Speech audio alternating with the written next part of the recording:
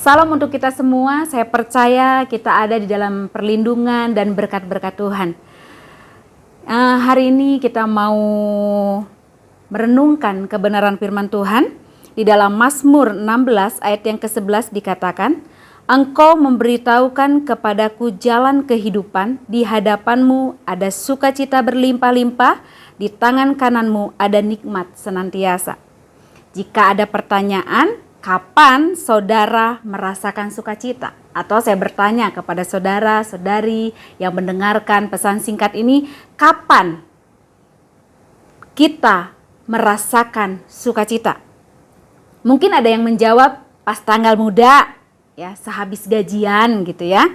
Ada juga yang mengatakan, aku bersukacita saat mendapat hadiah dari pasangan kita mungkin, dari kekasih kita, dari teman kita.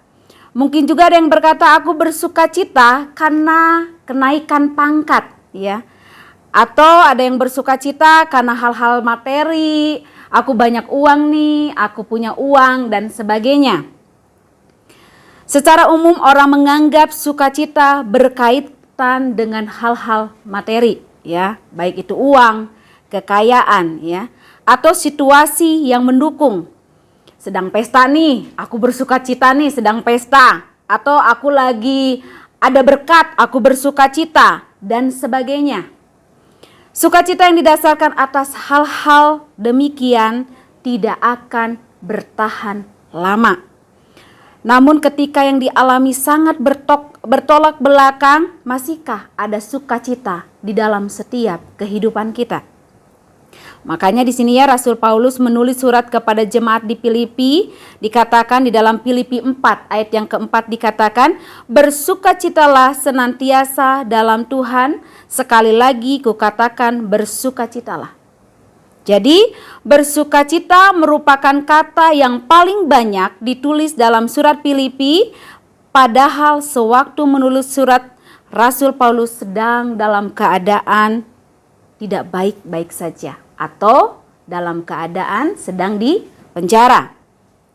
Sesuatu yang bertolak belakang dengan realita hidupnya saat itu. Namun sekalipun Paulus terbelenggu di dalam penjara, tidak membuat sukacitanya terampas, ya. Apa rahasianya supaya kita mengalami sukacita surgawi di dalam setiap keadaan kita? Yang pertama kita baca di dalam Filipi 4 ayat yang ke-6 dikatakan, janganlah hendaklah kamu khawatir tentang apapun juga, tetapi nyatakanlah dalam segala hal keinginanmu kepada Allah dalam doa dan permohonan dengan ucapan syukur. Yang pertama, bertekun di dalam doa, ya. Jika memiliki persekutuan yang karib dengan Tuhan atau tekun berdoa, kita tidak perlu lagi cemas dan khawatir karena semua persoalan sudah kita serahkan kepada Tuhan. Itu yang pertama, ya. Yang kedua, cukupkanlah diri dengan apa yang ada. Kita baca di dalam Filipi 4 ayat yang ke-11 dikatakan, aku telah belajar mencukupkan diri dalam segala keadaan, ya. Secara manusia, saudara yang kekasih, manusia tidak pernah merasa cukup, ya, selalu merasa kurang, sehingga sulit sekali mengucap syukur. Banyak orang kehilangan sukacita karena hatinya dipenuhi berbagai keinginan, tidak pernah cukup atau merasa selalu kurang. Itu yang kedua, ya. Kita harus mencukupkan diri dengan apa yang ada pada kita. Yang ketiga, mengimani janji Tuhan. Ya, kita buka di dalam 2 Korintus 5 ayat yang ke-7 dikatakan, sebab hidup kami ini adalah hidup karena percaya, bukan karena melihat, ya. Jadi mengimani janji Tuhan, hidup kita adalah percaya bukan karena kita melihat, ya. Saudara yang kekasih, yang dikasihi oleh Tuhan, mari kalau kita percaya kepada Tuhan, tetap pegang teguh dan imani bahwa janji Allah ya dan amin dalam hidup kita, sehingga sukacita kita tidak dirampas di dalam setiap kehidupan kita. Ayat yang terakhir dikatakan di dalam Filipi 4 ayat yang ke-13 dikatakan, segala perkara dapat kutanggung di dalam Dia yang memberi kekuatan kepadaku. Ya, jadi sukacita dari Tuhan melampaui segala akal dan tidak dipengaruhi oleh situasi.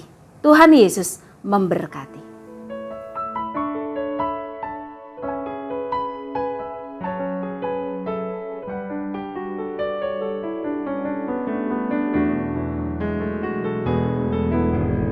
Lebih dari segalanya,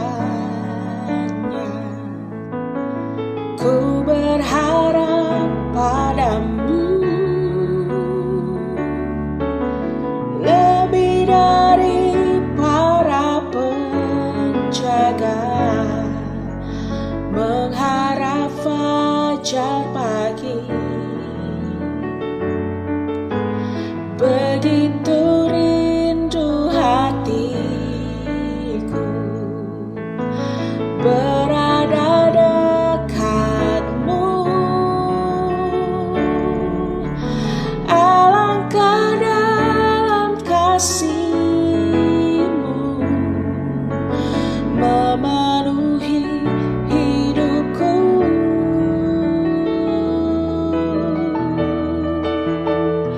Tenanglah jiwaku dalam naungan sayap-Mu,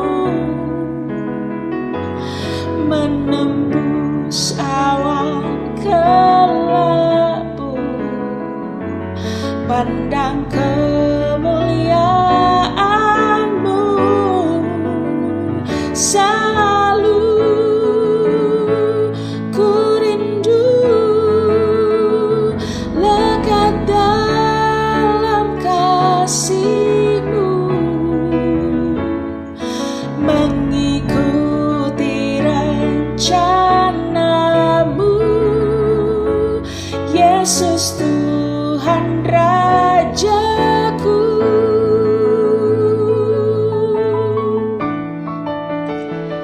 Tenanglah jiwaku dalam naungan sayap-Mu, menembus awan kelabu, pandang kemuliaan-Mu. Selalu ku rindu lekat dalam kasih-Mu, mengikuti rencana-Mu. Yesus Tuhan Rajaku, mengikuti rencana-Mu. Yesus Tuhan Rajaku.